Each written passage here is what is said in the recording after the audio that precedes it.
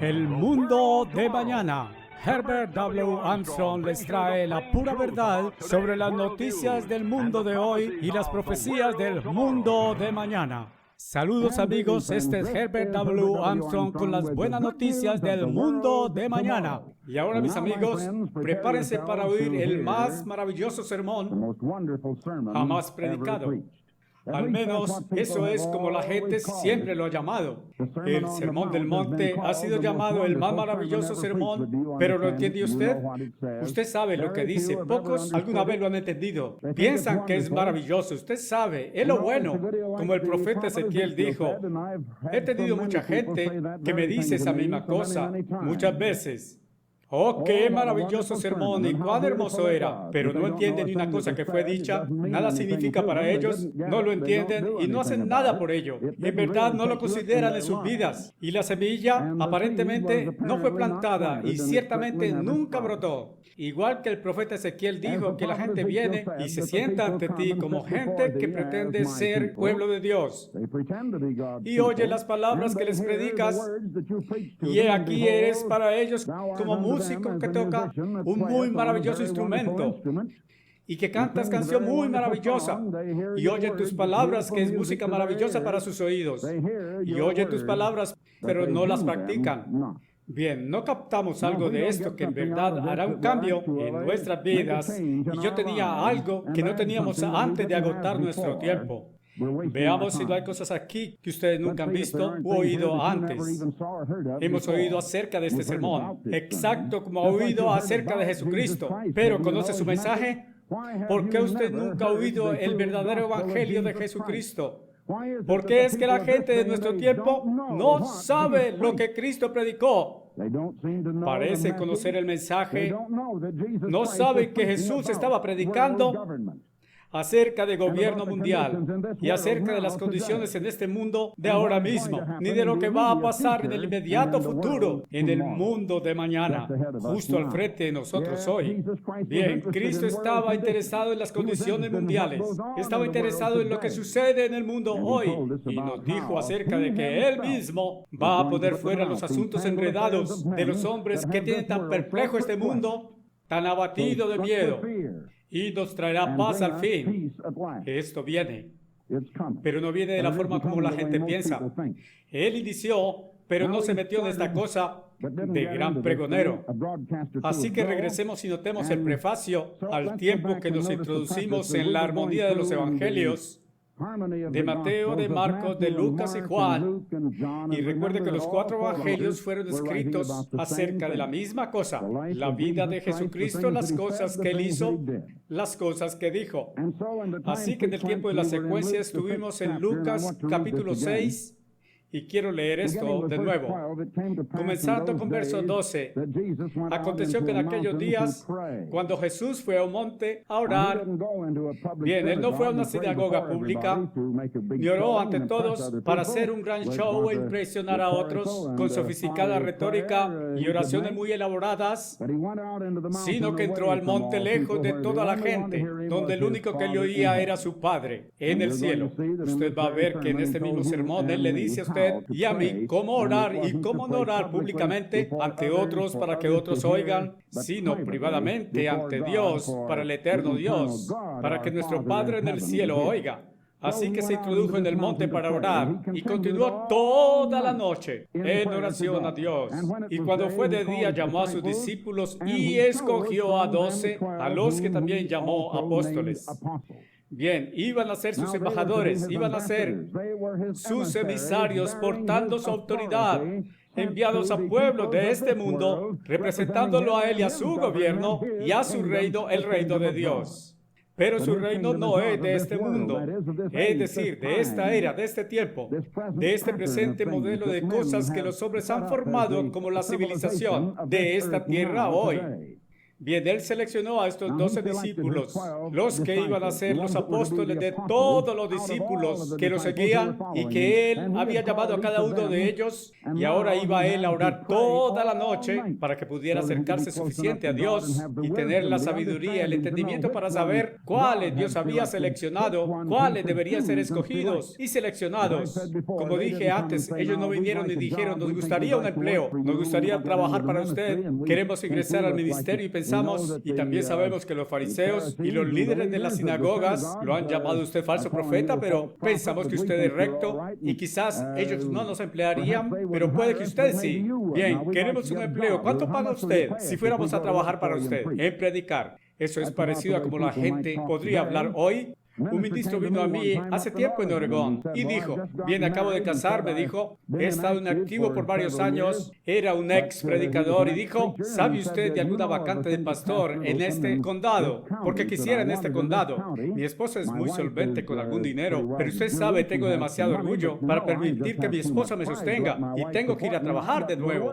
¿Usted sabe dónde puedo encontrar un empleo? Bien, sé de una iglesia que no tiene pastor, pero no pienso que usted sea adecuado allí, porque es una iglesia cristiana y usted es metodista. Oh, no, eso no tiene para mí diferencia. Él dijo, bien, yo predicaré lo que sea que ellos quieran, decirme lo que he de predicar. Predicaré lo que sea que ellos quieran, pero tengo que tener un empleo y ganarme el sustento. Quiero sostener a mi esposa. Le digo, mis amigos, que hay muchos en esa categoría hoy. Mi esposa y yo hace años descubrimos que íbamos a servir a Dios y predicar lo que Dios quería oír en lugar de lo que la gente quería oír. Tendríamos que dar vuelta a Dios en fe viviente para apoyarnos, y Él es para el que trabajamos. A Él es al que tenemos que mirar para los salarios e ingresos que siempre tenemos. La gente me dijo hace años, como mencioné otro día, un hombre dijo, usted no va a llegar lejos, Mr. Armstrong, porque usted predica la palabra de Dios y usted sabe que la Biblia corrige a la gente y reprueba a la gente, y a la gente no le gusta ser corregida ni reprobada, y ellos solo quieren oír cosas que sean bonitas y halagüeñas, y usted no predica cosas como esa. Usted perturba a la gente. Bien, al menos espero hacerlos pensar, pensé un poquito, pero bien, él dijo, usted no llegará lejos, y no hace mucho después de eso que tuvimos que recortar el salario. Estábamos llegando a ese tiempo porque encontramos que los hombres que controlaban ese salario y los fondos del tesoro de la iglesia insistían que teníamos que hacer cosas contrarias a la Biblia y teníamos que predicar lo opuesto a lo que ésta decía, y cuando no lo hicimos tuvimos que quedarnos sin salario y confiar en Dios en viviente fe. Ustedes saben, mis amigos, si ustedes alguna vez aprendieran esa lección, logrará avanzar mucho en la vida si usted hiciera lo que Dios dice y se pusiera en su mano y entonces confiar en Él con el resultado. Confiar en Él y estar confiado en Él, usted logrará mucho más avance que la forma en que la gente va. La gente piensa que usted no llegará lejos haciendo eso, y la mayor parte de la gente, francamente, les gusta enervarse, les gusta endurecer sus huesos para hacer esa misma cosa. Y sé que mucha gente que debería estar haciendo esto hoy, y no pueden ellos pensar que Dios no es tan injusto y que las cosas no lucen como que ellos van a romperse, y ellos quieren intentar asumir cosas con sus propias manos, de acuerdo con su propio razonamiento. No pueden confiar en Dios con el resultado, y no parece que Dios es justo si ellos tuvieran que hacer las cosas. Él dijo de acuerdo con su ley, así que ellos razonan de acuerdo con su razonamiento humano de que deberían romper la ley de Dios y hacer la cosa que parece recta al ser humano, y me pregunto por qué ellos son siempre tan infelices y las cosas no eran como ellos pensaban. Si usted se pusiera en manos de Dios, si pudiera hacer lo que Dios dice y le obedeciera, si pudiera confiar en Él con el resultado, llegará lejos. Muy, muy lejos de todo. Lo logrará. Bien, Jesús agotó toda esta noche en oración, después de lo cual seleccionó a sus propios discípulos, que iban a ser los apóstoles, los 12. Él los seleccionó, no parecían tontos, y seleccionó a aquellos cuyos corazones Él conocía, y aún en cuanto a Judas, en verdad Él conocía, como es mencionado después, y eso era aún más por un propósito. Bien, viendo las multitudes, llegamos a Mateo 5, y en verso 1, y viendo las multitudes, y a estos sus discípulos, y algunas actividades en verdad, y que esto era en aquella mañana después de que había pasado aquella noche entera, y después de que había seleccionado a sus apóstoles, viendo las multitudes, subió al monte. Bien, esa fue la noche antes que él la pasó completamente en oración. Esta es la narración de Mateo. Y cuando él se sentó, esto es la mañana siguiente, sus discípulos discípulos vinieron a él. Él pasó toda la noche de oración. No pienso que los discípulos hubieran llegado aún al punto donde oraran toda la noche con él, pero debía haber sido en la mañana cuando vinieron a él. Y abrió su boca y habló les diciendo, quiero que noten que él habló a sus discípulos. Bien, la narración de Lucas es que él levantó sus ojos sobre sus discípulos y dijo, benditos sois vosotros pobres. Esto no era un sermón a la gran multitud. Él no estaba hablando, mis amigos, al mundo. Esto es dicho a sus discípulos que él escogió para ser apóstoles. Esto es para aquellos que son sus discípulos de entonces, que representaban a toda la gente convertida hoy, y aquellos que se han rendido a Dios, aceptado a Cristo y se han vuelto hijos propios de Dios, engendrados de Él a través del poder del Santo Espíritu. Ellos son a los que él hablaba. Estaba hablando a aquellos que eran sus discípulos y a aquellos que serían sus discípulos después. Pues esto está registrado por nosotros vivientes y para nuestro aprendizaje hoy. Así que él dijo a sus discípulos, benditos vosotros sois, vosotros pobres, porque de ellos es el reino de Dios. Bien, déjeme explicar una vez más eso en Mateo. La expresión usada reino del cielo, pero nunca en el Evangelio de Marcos, ni en Lucas, ni en Juan. Marcos, Lucas y Juan nunca usan la expresión reino del cielo. Y ningún otro escritor de la Biblia, ni en otro lugar en la Biblia, usted encuentra esa pequeña frase, reino del cielo. Bien, donde Mateo reporta a Jesús como habiendo dicho reino del cielo, Marcos, Lucas y Juan, donde quiera que son mencionadas las mismas palabras, son como reino de Dios. En verdad, todo es la misma cosa. No es un reino dentro de Dios o dentro del cielo. Es el reino que es poseído por y gobernado por Dios o por el cielo, porque el cielo es su trono. Y así que es el reino celestial que es gobernado por el cielo, gobernado desde el cielo por Dios, por el Dios del cielo. Y eso es exacto lo que significa. Le expliqué eso en algún detalle ayer, así que creo que ya ha sido explicado. Así que continuemos realmente rápido. Bien, en la narración de Mateo, benditos son los pobres en espíritu, pero él estaba hablándoles a vosotros pobres en espíritu. Vuestro es el reino del cielo o el reino de Dios. Benditos son los que gimen. Estas son las denominadas actitudes, pero quiero que capten el significado, porque ellos serán confortados. Siempre esto es, si estamos poniendo nuestra confianza en Dios y confiando en Él para el resultado que lo realizará. Dios nunca prometió cuán rápidamente hará lo que promete. Él nunca explicó a usted cómo hacerlo o cuándo, o Él hará su propósito. Eso obra en formas misteriosas. Él lo hace a su manera y obra en formas misteriosas, sus maravillas que ejecuta. Sin embargo, cuando Él promete la cosa, Él la hará. Él dice, serán confortados. No dice cuán rápido, no dice en qué forma, solo dice que lo hará.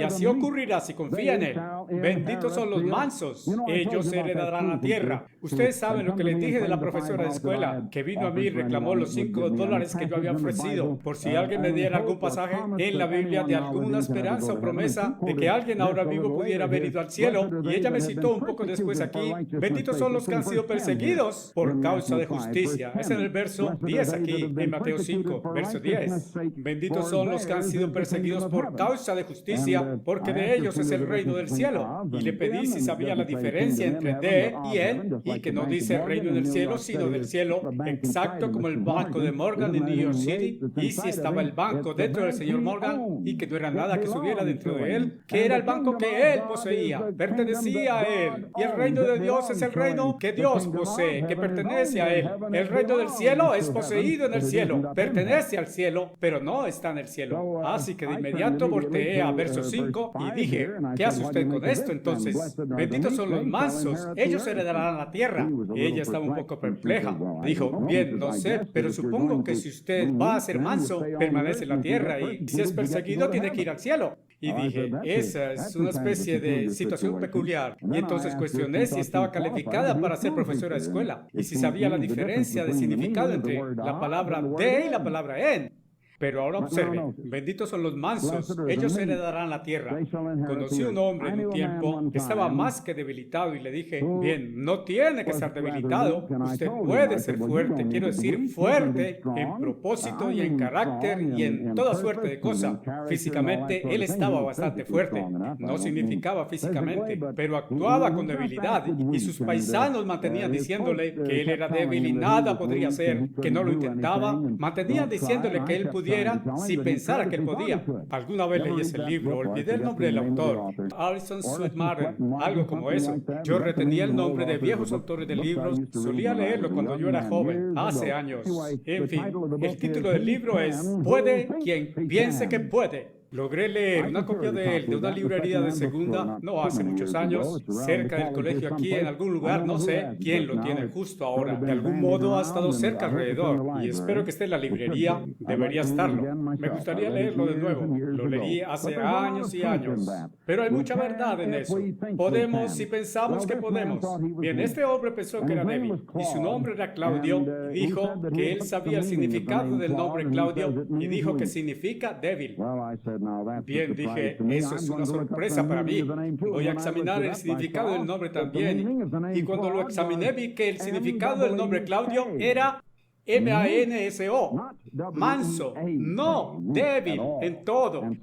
Así que intenté decirle, pero de algún modo él ya tenía esa pequeña impresión psicológica en su mente y autosugestión de eso y todo lo que lo mantuviera pensando que era débil, así él actuaba siempre de esa forma. Bien, él debería haber sido fuerte. Débil no es manso. Jesucristo era manso, pero quiero decirle, tanto como que carácter está involucrado, la especie de fuerza que cuenta, la fuerza espiritual, la fuerza mental. Él era el hombre más fuerte que alguna vez haya vivido sobre la faz de la tierra, porque era manso. En verdad, todo gran hombre es manso y humilde. Todo el que sea altivo alrededor y se jacte de poder, justo como el gallo o el pavo. Los pavos por seguro son altivos. Y con frecuencia me pregunto si hay espacio para cualquier clase de pensamiento en una pequeña mente de pavo, y no hay mucho espacio allí. Y ciertamente allí no hay mucho cerebro interior en un pavo, pero actúan como dando la impresión de que son muy importantes y no saben bastante de avanzar el camino ni salirse del camino frente a un carro que viene. No tienen sentido de alguna especie y supongo que son mejores como plato de pavo en las fiestas y mucha gente como esa. Y cuando la gente se eleva y cuando se vuelven orgullosos, no son muy grandes en verdad. Un hombre grande es manso y humilde, no tiene que subir hasta el aire. Y déjenme decirle, mis amigos, la confianza real y fe que él debería tener es fe en Dios y confianza en Él con el resultado. Y eso lo mantendrá usted humilde y en todas las formas funcionará. Hay poder en esto y usted puede alcanzar muchas grandes cosas de esa forma, dando por hecho, por supuesto, que es Dios en usted haciéndolo. Y usted tiene que estar en su voluntad para hacerlo. Ahora, benditos son los hambrientos y sedientos de justicia, pero el problema con esto es que la gente está hambrienta y sedienta de algo que le dé un golpe de suerte en la vida y quizás forzando un poco sus nervios, que les dé una sensación en el sistema nervioso de su cuerpo por el momento y algo que sea momentáneamente placentero, que los distraiga del tiempo mientras sus mentes se estancan en sus cuerpos en ocio y nada quieren hacer. Y así que tienen todos estos modernos dispositivos para decir que esto haga el trabajo. Ustedes saben, hoy usted lee la publicidad y la implicación es que es desgracia trabajar, que es desgracia hacer cualquier labor, que usted debe ahorrarse más labor con dispositivos si quisiera más tiempo en la gran peluquería. No demasiada gente hambrienta y sedienta de justicia. Si lo fueran, ellos serían saciados. Pero usted sabe que la mayoría de la gente no están hoy llenos en sus vidas, están vacíos. Ellos deambulan con vidas vacías, solo aburridos hasta la muerte. Y tienen que inventar una especie de pasatiempo que ponga fuera la conciencia de su miseria. Son tan infelices sus vidas, son tan insulsas y faltas de interés que tienen que inventar inútiles tonterías, una especie de placer. Es como decir un estómago hambriento debido a mucho cascajo en lugar de grano duro o de comida real. Y esto no va a ayudarle, no va a llenarlos para que haga la vida valiosa. Bien, Dios intentó que la vida fuera plena y abundante, interesante en cada segundo, y dinámica, interesante y buena para estar vivo. Y solo hay una forma que puede ser, y eso se encuentra en Dios, en el camino de Dios, en la ley de Dios, la cual puso en acción para hacer la vida feliz y para hacerla abundante y valiosa. Bien, aquellos en verdad sedientos de justicia van a tenerla, van a ser llenos de ella, y cuando ustedes son llenos de ella, su vida no es vacía, no está usted vacío, está lleno. ¿Y con qué será usted lleno? Con algo muy bueno, muy bueno, justicia. es hacer lo recto. ¿Qué es justicia? Hay una definición bíblica para justicia. Deténgase y piense acerca de eso.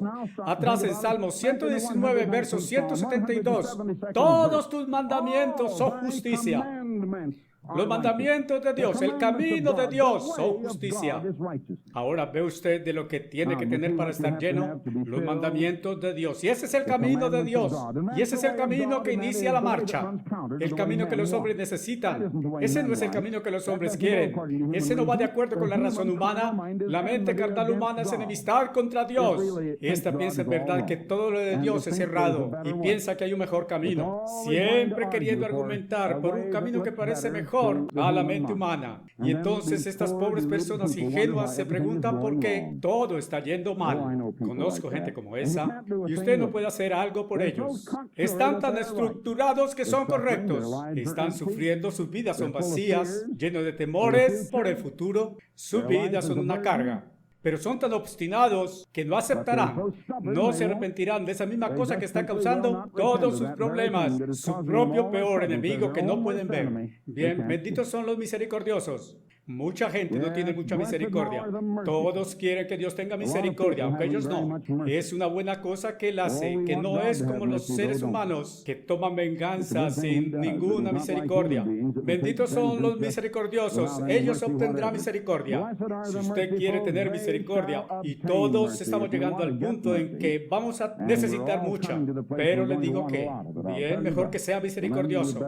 Es la única forma en que logrará ser misericordioso con otros. Benditos son los puros de corazón, porque ellos verán a Dios. ¿Sabe usted de dónde Jesús estaba obteniendo todo esto? Usted sabe que Él solo estaba citando de las Escrituras y todas las Escrituras del Antiguo Testamento, porque el Nuevo Testamento no había sido escrito. Benditos son los mansos, ellos heredarán la tierra. Den vuelta a Salmos 37:11. Que el hambriento y sediento de justicia serán saciados. Den vuelta a Salmo 55. Y de obtener misericordia, el Salmo 18, verso 25.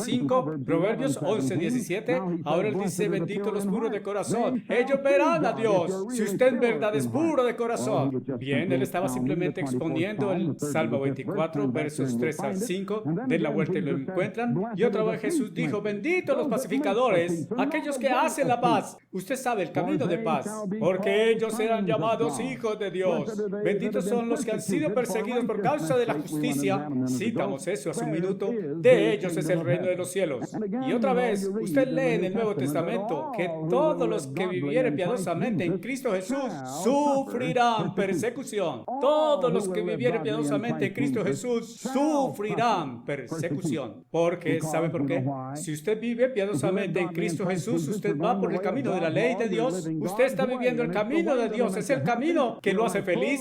Su vida es plena y abundante, pero el mundo no le gusta eso. El mundo es enemistad contra ese camino. Y cuando usted sigue ese camino, yo no sé por qué lo persiguen a usted. En cierta forma lo ven en condenación, en un sentido de condenarlo. Y lo hace sentir autocondenado y es ciertamente una especie de complejo de inferioridad espiritual y mental. Entonces intenta montarse sobre eso, con el fin de estar montado para tener que condenarlo a usted. Y lo acusan a usted y lo ponen debajo de ellos en la forma en que ellos hablan, con su actitud, la forma en que ellos fuerzan todo sobre usted y se montan por encima de usted y se olvidan del hecho que ellos en verdad son reducidos en ellos mismos y son ingenuos en claro lenguaje, que ellos engañan en creer que están correctos. Y esto simplemente proviene de una especie de complejo de inferioridad espiritual. Bien, todos los que vivan piadosamente en Cristo Jesús sufrirán persecución. ¿Lo fue usted? Si usted no lo fue, no es un verdadero cristiano, de acuerdo con la Biblia. Y cuando la gente diga toda clase de males contra vosotros falsamente, por supuesto, si están hablando la verdad, fin del asunto. Pero cuando lo digan falsamente, por mi causa, regocijaos si están en exceso contentos, porque grande es tu retribución en el cielo. ¿Cómo? ¿Significa eso que usted va al cielo para tenerlo? ¿Cuándo usted va a colectar ese pago? Su pago está en el cielo. Pero ¿dónde está usted? Está aquí abajo y su recompensa está en el cielo. Usted va allí para tenerlo. O viene a usted aquí abajo. En el capítulo 11 de Revelación, en verso 18, leemos acerca de la segunda venida de Cristo. Verso 15, el séptimo ángel sopló y se anunció, los reinos de este mundo se han convertido en los reinos de nuestro Señor y su Cristo, y Él reinará por siempre y siempre. Y el tiempo de la segunda venida de Cristo, cuando está viniendo, Él dijo, si me fuere al cielo, vendré otra vez. Y Él ha de venir a reinar y a gobernar sobre la tierra. Ahora, verso 18 dice que en ese tiempo las naciones estarán airadas, y tu ira, la ira de Dios ha venido, y el tiempo de los muertos que serían juzgados. Ese es el tiempo entonces de la resurrección, para que los muertos fueran juzgados, y para que dieras tu pago a tus siervos los profetas, y a los santos, y a aquellos que temen tu nombre, pequeños y grandes, y para que destruyeres a los que destruyen la tierra. Otra vez en el capítulo 22 de Revelación, Jesús está hablando y dice que está viniendo y su pago está con Él. He aquí vengo pronto a su segunda venida y su recompensa con Él, para pagar a cada hombre de acuerdo con sus obras. Aquello es donde usted obtiene su pago, aquí en la tierra, a la segunda venida de Cristo, y no ahora, y no cuando usted muere. Escuchen, si ustedes quieren saber más acerca de estas cosas, necesitan leer la pura verdad. Finalmente, escuche, vivimos hoy en los tiempos más tremendos de toda la historia, y vivimos experimentando las sobrenaturales catástrofes mundiales que están trayendo el fin de este mundo. Ustedes han oído, mis amigos, que Jesucristo vino para abolir los mandamientos de su Padre, que la ley de Dios, las leyes de Dios no son buenas, y que las leyes de Dios son contrarias a nuestros mejores intereses, que son malas para nosotros, y que Jesús nos hizo libres de romper las leyes de Dios y de hacer lo que nos place y nos parece bueno a la vista del hombre. ¿No es eso lo que usted ha oído? Cuando hemos ido a través de este sermón, que ha sido considerado el más grande sermón jamás predicado, técnicamente no era un sermón, sino que era Jesucristo enseñando a sus discípulos, y vamos a llegar a aquella misma cosa, y vamos a ver lo que Él dijo sobre eso. Es acerca del tiempo cuando le permitimos a Él responder esta pregunta. Los hombres han estado abordando este tema, y algunos de ellos dicen que Él vio que las leyes de Dios no eran buenas, así que sabiendo aparentemente más que su Padre, clavó la ley de su Padre en la cruz. Veamos lo que Jesús dijo. Bien, usted recuerda que cuando abordamos esto, vimos en el 6º capítulo de Lucas cómo Jesús había ascendido al monte a orar. Leímos aquí en Mateo 5, al mismo comienzo del Sermón del Monte, como ha sido llamado, en que Jesús, viendo las multitudes, subió a un monte. Bien, Lucas agrega algo sobre eso en el capítulo 6 de Lucas, verso 12, que Él subió al monte a orar y continuó toda la noche en oración a Dios. Antes de que Él hiciera una enseñanza que ha sido llamada el Sermón del Monte, Él oró toda la noche, y cuando era de día, llamó a sus discípulos, y escogió de entre ellos 12 que también llamó apóstoles, y entonces, por supuesto, fueron nombrados. Y Lucas continúa, Él entonces levantó sus ojos y habla las palabras que hemos llamado el Sermón del Monte. Y como Mateo lo tiene, después de que subió al monte, cuando Él se había sentado, sus discípulos vinieron a Él y abrió su boca y les hablaba a sus discípulos diciendo, benditos son los pobres en espíritu, porque suyo es el reino de los cielos, etcétera. Como está en la narración de Lucas, y del capítulo 6, verso 20, Él levantó sus ojos sobre sus discípulos, no sobre el gentío o la multitud, porque a este tiempo no había gentío allí, no había multitud allí. Él subió hasta el monte para apartarse de la multitud. Él levantó sus ojos sobre sus discípulos y dijo, benditos sois vosotros en espíritu, porque vuestro es el reino de Dios. Jesús vino predicando el reino de Dios. Él dijo que su reino no era de este mundo, sino del mundo por venir, el mundo de mañana. Este no es su mundo. Jesús no intentó reorganizar este mundo o hacerlo un mundo mejor. Jesús no se introdujo en política ni derrocar el gobierno del César, aunque él fue acusado de eso. Él no se involucró en el gobierno del César. Él solo se sometió a este y pensó que deberíamos pagar impuestos, que César tenía derecho a colectar los impuestos si lo deseara y deberíamos someternos, pero no intentó involucrarse con el gobierno o tomar parte de una forma u otra. Cuán contrario es frente a la forma como las iglesias están haciendo hoy. Ciertamente no están siguiendo sus pasos cuando se involucran en política y toda suerte de cosas. Después de estas bienaventuranzas, como han sido llamadas por hombres, estas bendiciones bajo ciertas condiciones, yo pudiera solo mencionar que Él expuso primero a aquellos que gimen y luego a los mansos y luego a los hambrientos y sedientos de justicia que serán saciados. Y quiero que noten la cosa que vino para aquellos que están obrando adecuadamente, están haciendo estas cosas. Primero, heredarán la tierra, porque de ellos es el reino de Dios. Ellos heredarán la tierra, serán saciados, verán a Dios, serán llamados los hijos de Dios. De ellos es el reino del cielo, del reino de Dios, y grande es la recompensa en el cielo. Y entramos en eso ayer y les mostré que nuestra recompensa está en reserva en el cielo, pero no vamos a subir allí para obtenerlo. Pero cuando Jesucristo venga en su segunda venida, Él trae ese regalo con Él para darlo a cada hombre aquí en esta tierra, cuando su obra puede ser. Continuando con verso 13 en capítulo 15 de Mateo. Déjenme ver si podemos meternos en esto esta vez. Sí, así es, absolutamente. Reconozco, igual que todos, que quizás esta es la más grande enseñanza que usted puede encontrar en algún lugar. De hecho, Jesucristo vino y nació para ser rey y vino para calificar, para más tarde sentarse en el trono de David, su padre. Y antes de que Jesucristo predicara una palabra, Él se sometió a la tentación del diablo. O mejor, se enganchó en una contienda de batalla, si se quiere. La gran guerra, la más grande batalla jamás luchada en todo el universo. Más grande que la Primera o Segunda Guerra Mundiales, o que cualquier guerra que los humanos conozcamos. Esa fue la batalla por la gobernanza de la tierra entera por la eternidad. Hemos tenido guerras mundiales, ciertos reinos mortales intentando luchar por conquista, por gobierno y por regir la tierra entera. Eso es cierto.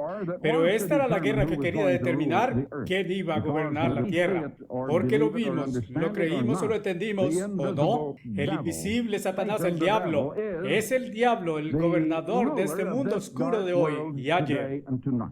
Él lo gobierna con su desviada influencia y engaño, en hipocresía, pretensión e ilusionamiento de la gente, como la gente de este mundo es engañada. Así que Jesús vino primero para calificar en obediencia a Dios y rechazo a obedecer al diablo, y finalmente al darle al diablo una orden, y el diablo obedeció, así que Cristo estaba en el asiento de mando. Él le ordenó al diablo y el diablo le obedeció a él. Él solo obedeció a Dios y mostró que él ejecutaría el gobierno de Dios en la tierra. El gobierno de Dios. Eso era el eminente propósito de su venida. No para anular el gobierno de Dios. No para abolir las leyes de Dios. Para mostrar que Él necesitaba obedecerlas y ejecutarlas y realizarlas, puesto que Él ha sido hecho gobernador sobre la tierra entera. Bien, Él calificó, demostró que lo deseaba desde aquel mismo segundo en que Satanás, el diablo, fue descalificado. Pero Jesús no echó por tierra el trono. Él no fue inducido al oficio. Él no fue coronado, como podríamos decir, de un rey en ese tiempo. Y el diablo está allí y estará hasta que Cristo venga otra vez y los cielos lo hayan recibido a Él hasta los tiempos de la restitución de todas las cosas. Porque Jesús dijo, si me fuere, volveré otra vez. Sí, Él se ha ido al cielo. Él vino, mis amigos, para proclamar las buenas nuevas de su gobierno, de su venidero reino. Él gobernará todas las naciones de la tierra, que serán el mundo de mañana. Pero no vino para establecerlo en ese tiempo, porque algunos estaban creyendo que ya era entonces, y que había que establecer el reino de Dios. Él le dio la parábola que ustedes encuentran en el capítulo 19 de Lucas, acerca de cierto hombre noble que se iba a un país lejano, el cielo, para recibir el reino y volver, mostrando que Él no establecería el reino o tenerlo hasta que Él regresara. Y Él no ha regresado aún. Bien, el reino de Dios es simplemente el gobierno de Dios. Y Dios gobierna por sus leyes. También el reino de Dios es la familia de Dios, dentro de la cual podemos ser nacidos y hacernos parte. Pero carne y sangre no pueden entrar en el reino de Dios. Un ojo humano mortal no puede siquiera ver el reino de Dios. Ahora podemos ser engendrados como hijos, los hijos de Dios, a través del Espíritu de Dios. Y podemos, si crecemos en gracia y conocimiento, y si nos vencemos a nosotros mismos, y si continuamos en crecimiento espiritual, podemos finalmente ser nacidos de Dios hasta que estemos en su familia. El reino de Dios es esa familia y también es el gobierno. Es la familia reinante, la familia gobernante. Es la familia Dios. Y Dios es gobernador sobre su creación. Dios es el creador, sí, pero por el mismo hecho de que Él creó no solo materia muerta, sino también fuerzas y energías y poderes, y Dios la dirige y la sustenta, y Él gobierna la misma creación que Él creó. Él no la deja y se va y la deja sola. Él creó la creación que está en acción, que tiene estas leyes que están en movimiento. Es Dios quien dirige todas estas leyes. Dios puso leyes espirituales en efecto. Son invisibles, usted no las ve. Lo espiritual, las cosas espirituales no se ven y no son oídas y no son sentidas, ni siquiera son aparentes a la mente humana a través de algún canal, porque las cosas espirituales no son percibidas por una mente humana naturalmente o normalmente. Ahora puedo decirle por qué el conocimiento puede entrar en la mente humana solo a través de los 5 canales de los 5 sentidos. Cosas que usted puede tocar o sentir, cosas que puede usted probar o oler, y oír y ver. Usted no puede discernir algo de las cosas espirituales a través de ninguno de aquellos canales. Así, pocos parecen entender verdades espirituales por esa razón. Bien, Jesús estaba hablando acerca de su reino aquí en este sermón. Él habló acerca de este reino de Dios. Levantó sus ojos sobre sus discípulos diciendo, benditos sois vosotros porque vuestro es el reino de Dios. Bien, aquellos que son mansos heredarán, no el cielo, dijo él, heredaréis la tierra. ¿Qué vamos a heredar si somos salvos? ¿Cuál es la herencia del cristiano? No el cielo, dijo él, era la tierra. Benditos los hambrientos y sedientos de justicia, serán saciados. El misericordioso obtendrá misericordia. El puro de corazón verá a Dios. Carne y sangre no pueden ver a Dios. Ustedes serán cambiados en Dios. En otras palabras, mis amigos, Jesús dijo que lo que es nacido de carne es carne. Y eso es lo que somos. Fuimos nacidos de carne. Somos carne. Lo que es nacido del Espíritu y Dios es el gran Espíritu. Lo que es nacido del Espíritu es Espíritu. Y Dios es Espíritu, pero el hombre no es Espíritu. Hay espíritu en el hombre, pero el hombre no es espíritu. La Biblia dice que el hombre es carne, no espíritu. Y espíritu y carne son cosas diferentes. Si el hombre es espíritu, entonces la Biblia está diciendo una gran mentira cuando dice que el hombre es carne, porque carne no es espíritu. Sí, y él estaba hablando aquí del reino de Dios. Otra vez, él dijo en verso 10, aquellos que son perseguidos por justicia, suyo es el reino del cielo, pero no en el cielo. El reino es poseído por el cielo, gobernado desde el cielo. Entonces continúa aquí con verso 13, hablando a sus discípulos, vosotros, hablando a sus discípulos, no se está dirigiendo al mundo, no se está dirigiendo a las multitudes de la gente, no está dirigido a los inconversos o mente carnales, esto está dirigido a aquellos que son engendrados hijos de Dios, aquellos que son, como se dice, convertidos. Pero lo que llamamos convertido, y pienso a veces que somos muy descuidados de la forma que usamos esa palabra, supuesto convertidamente cambiado. Y mucha gente dice, yo estoy convertido. Piensan que el cristiano nunca en verdad ha sido cambiado en todo. No somos convertidos a menos que hayamos recibido el Espíritu de Dios y la misma naturaleza de Dios que se ha implantado, impregnado dentro de nosotros por el poder del Espíritu de Dios. De otra forma no somos convertidos ni cambiados. Y cuando eso ocurre, mis amigos, estamos en verdad cambiados. Entonces, en verdad, las cosas viejas se fueron y ya no nos interesan más. Y todas las cosas se han vuelto nuevas. Y las cosas que una vez tenían valor y consideradas por ser importantes, ahora no tienen importancia alguna. Parecen mejor tontas y ridículas. Y las cosas que una vez parecían necias, ahora son muy importantes. Entonces llegamos al sentido de los verdaderos valores. Nos introducimos al verdadero entendimiento y conocimiento y sabiduría. Y el Espíritu Santo Santo, mis amigos, es el espíritu de una mente sana, es una mente entendida. Bien, Él estaba hablando a aquellos que fueron engendrados, cuando Él dice que son la sal de la tierra. Pero si la sal ha perdido su sabor o su toque, ¿con qué será salado? Bien, esta tierra entonces no tiene personalidad, no tiene carácter y no tiene sabor sin los cristianos. Y aquellos que son verdaderos cristianos son aquellos que están siguiendo a Dios y siguiendo a Cristo y siguiendo su ejemplo y que tienen entendimiento y que han sido engendrados de Él. Ellos son el sabor y la personalidad, puede decirse, de la tierra entera. Enseguida Él dice, vosotros sois la luz del mundo y la única luz en este oscuro mundo. Es cuán pequeña luz de este verdadero cristianismo que existe hoy. Y usted sabe lo que encontramos. Usted sabe, naturaleza humana es solo una mezcla de bien y mal. Y la cosa que Eva tomó del jardín de Edén y también Adán tomó con ella. Y el árbol, no con el mal. ¿Piensa usted que solo era malo y que el pecado que ella asumió, es decir, lo que es errado y malo, total y exclusivamente? Bien, eso no es cierto. Lo que ellos tomaron fue el conocimiento del bien y del mal. Bien y mal. Bueno, es maravilloso, pero bien mezclado con mal es una mezcla muy mala. Y eso es lo que naturaleza humana es, una mezcla de bien y mal. Oh sí, hay mucho bien en el peor y más duro criminal. Hay bien en él si usted puede encontrarlo. Pero déjenme decirles algo, la mayoría de las personas santurronas que alguna vez yo haya encontrado tienen mucho de malo y mucho de mal en ella. Sea que usted lo vea o lo reconozca. Quiero decirles que esto es porque hay naturaleza humana allí. Y hay mal así como bien en la naturaleza humana. Es una mezcla. Pero este mundo está en verdad en oscuridad. No hay mucha luz en él y tiene muy poco entendimiento. Este mundo está todo confuso, mezclado.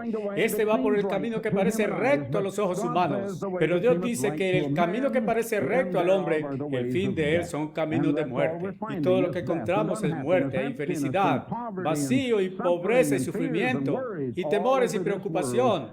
Es todo sobre este mundo que parece ser la maldición de toda la tierra. Y mis amigos, esto viene solo de ignorancia, de pensar torcido y de falta de entendimiento y de falta de conocimiento de los verdaderos valores. En otras palabras, el mundo está tanteando en oscuridad. Bien, hay un poco de luz en este mundo, pero es tan pequeño y tan pequeña proporción que les digo que aquellos que tienen la luz, que la mayoría de la gente de esta tierra ni siquiera conoce, nada ven ellos de esa luz. La única luz allí es aquellos que tienen la verdad de Dios. ¿Y quién conoce la verdad? Aquellos que piensan que están convertidos, que han sido engañados, muchos son. Digo que la aplastante mayoría está. Si usted en verdad conoce la verdad, que yo sé que mucha gente sin saber o sin ir a ver eso y entender, y Dios sabe que esto es cierto, algún día todos entenderán. Pero aquellos que eran sus discípulos, Él dijo, vosotros, y quiso decir usted y yo hoy, si poseemos su verdad y si tenemos su luz, porque la verdad de Dios es luz, y aquellos que poseen su verdad son los únicos que tienen cualquier luz. Es la única luz en esta tierra. Vosotros sois la luz del mundo. Una ciudad en pie en una colina no puede ser escondida, ni los hombres encienden una lámpara y la ponen bajo un barril, sino encima, y es luminosa por igual a todos los que están en casa. Así que dijo él, que vuestra luz brilla ante los hombres. ¿Qué significa? Quiso decir él, puesto que poseéis la verdad y tenéis conocimiento de lo que es verdadero y sois la luz del mundo. Y Jesús dijo que esta brille, quiso decir, id con vuestras Biblias y detengan a la gente ahora en la calle. Voy a darles algo de luz aquí. Voy a darles alguna verdad e intentar discutirlas en la verdad. ¿Es eso lo que Jesús quiso decir? Dijo él, vayan y discutan, vayan y hablen, vayan y expliquen. Eso no fue lo que él dijo. Que vuestra luz brille ante los hombres. Él no dijo que oyeran sus argumentos, sino que puedan ver vuestras buenas obras. Pero usted sabe hoy, ustedes han sabido y oído sermones y mucha predicación diciéndole que no hay obras para una vida cristiana, que es solo fe, sí, una fe vacía, pero esa no es la real vida cristiana, mis amigos. Cristo dijo que tu luz brilla ante los hombres. ¿Cómo? Para que puedan ver tus buenas obras, la forma como vive, las cosas que usted hace y no los argumentos. o su forma de hablar.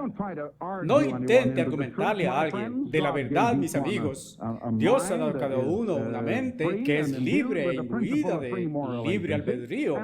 Y Dios le ha dado a cada uno el privilegio. Si piensan que es privilegio, en verdad no es, pero dirán el derecho, pero no es en verdad un derecho. Pero el derecho de que pueda usar esa palabra en error, si cualquiera desea estar en error. Dios no hará tragar su religión en la garganta de alguien. Usted puede creer lo que le place, puede estar en desacuerdo conmigo. Bien, yo no crucé la calle para intentar hablarle de esto, ni argumentar en creer en mi camino, porque sé que yo no podría hacer eso. Ustedes saben, no pueden argumentar con alguien para ver la verdad de Dios, porque la verdad de Dios es después de todo espiritual. La mente natural no la entiende del todo. Viene por real revelación de Dios, y hasta que Dios abra sus mentes para ver, la mente natural no puede. Ustedes malgastan su tiempo, malgastan su aliento y esfuerzo intentando arguir con alguien en el mundo. Solo hablándole no puede usted hacerlo. Eso es un lugar donde los vendedores, en sentido usual, no hacen bien. La única clase de ventas que convencerá a cualquiera para Dios y para Jesucristo es solo lo que Él dice aquí, de que puedan ver vuestras buenas obras. Los hombres pueden realmente ver eso si usted vive lo que dice el camino de Dios y glorifica a su Padre que está en el cielo. Bien, Él dice, pensáis que he venido a destruir la ley o los profetas. El mundo con la gran mayoría hoy piensan que lo hizo.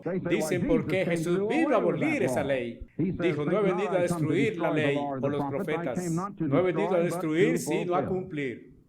Bien, ahora muchos de ellos dicen que eso es verdad, que Él no la destruyó y solo la cumplió. Y oí un argumento una vez y resultó ser un predicador que había venido a una persona que había sido convertida por mi predicación. Y dijo él, mira, quiero mostrarte lo que eso significa.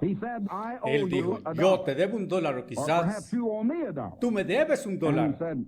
Y dijo, tú vienes y me pagas el $1. Has cumplido tu obligación. No la has destruido, no la reconociste, no la aboliste, solo la cumpliste. Me pagaste el $1. Bien, si vengo y te pido de nuevo $1, ¿por qué? Usted ve, pienso que usted diría, si yo le pidiera una segunda vez, usted diría, ¿por qué? No, yo cumplí con mi obligación, no tengo que hacerlo más, ya está hecho. Así que él dice, ¿ves? Este Jesús cumplió la ley, no tenemos que hacerlo, ya está hecho. ¿No es ese un argumento maravilloso? Bien, ven ustedes a través de eso, mis amigos, que es un argumento tramposo y es uno muy engañoso. Él debía $1 para pagarse una vez y cuando ese pago fue ejecutado, de acuerdo con los términos de la obligación, es todo lo que hay en esto. Pero la ley de Dios, como leemos aquí atrás en el capítulo 19 de Salmos, el Salmo 19, y también puedo voltear aquí, el Salmo 111. Volteemos allá, el Salmo 111. Las obras de sus manos son verdaderas y el juicio, todos sus mandamientos son seguros, permanecen firmes por siempre y siempre y son hechos en verdad y en rectitud. Las obras de sus manos, Jesús, que era Dios, escribió los 10 mandamientos con su propio dedo en las tablas de piedra. Las obras de sus manos, todos sus mandamientos, todos los 10. Eso es de lo que está hablando. Acerca de que son seguros y permanecen firmes por siempre y siempre. Permanecen firmes por siempre y siempre. Bien, ¿qué está mal con los mandamientos de Dios? Son ellos tan imperfectos que Jesús tuvo que abolirlos. En el Salmo 19 y el verso 7 dice, la ley del Eterno es perfecta, que convierte al alma. Oh, ¿tiene eso que ver con convertir a alguien? Dice así, que convierte al alma. El testimonio del Eterno es seguro, haciendo sabio al simple. Usted sabe, David dijo, oh, cuánto amo tu ley. Era su meditación todo el día, en todos sus despertares. Bien, hoy la gente parece odiarla y le gusta pensar y dar la impresión de que Dios está todo errado y que los caminos del hombre son rectos y que la ley de Dios es cruel y dura y contraria a nuestros mejores intereses y en contra nuestra y que Jesús la abolió. y que Jesús era solo más listo que su padre y semejante a un joven de 17 o 18 hoy. Algunos de ellos saben más que su papá y la edad de 14 o 15 y algunos a la edad de 21. Pienso que casi cada uno de nosotros que es varón pasó por la edad cuando sabía más que sus padres. Yo fui, francamente lo confieso. Descubrí que después que tuve 32 años y no había visto a mi padre en 12 años desde que tenía 20 y lo vi a mi edad de 32, yo estaba atónito y asombrado en cuanto mi padre había aprendido en aquellos 12 años, porque en ese tiempo él sabía más que yo. Pero 12 años antes, cuando yo tenía 20, yo por seguro sabía más que mi padre. Y eso es como es. Bien, mucha gente piensa que Cristo fue así, pero Cristo dijo, nada he hablado de mí mismo. El Padre que me envió me da mandamiento de lo que he de decir y de lo que he de hablar. Y Jesucristo dijo, he guardado los mandamientos de mi Padre. Y Él también dijo que nos había dejado ejemplo para que hiciéramos como Él hizo. Ahora, Él dice aquí, no penséis que he venido a abolir la ley o los profetas, y que Él no vino a destruir, sino a cumplir. Ahora regresemos a eso. La ley era para siempre. Muy bien. Me gustaría hacer negocios con ese predicador que habló de cómo cumplir con abolir la cosa y todavía no abolirla. Él hablando y exponiéndolo como un enigma. Me gustaría comprar su automóvil. Bien, dicen que su carro al menos vale $400 o $500. Y yo pagaría $100 hoy y $100 cada semana, por siempre y por todo el tiempo que vivamos. Así que yo pagaría $100 si me llevo el carro. Luego él regresaría y diría, quiero otros $100. Es sábado, es el día en que mis $100 son debidos de nuevo.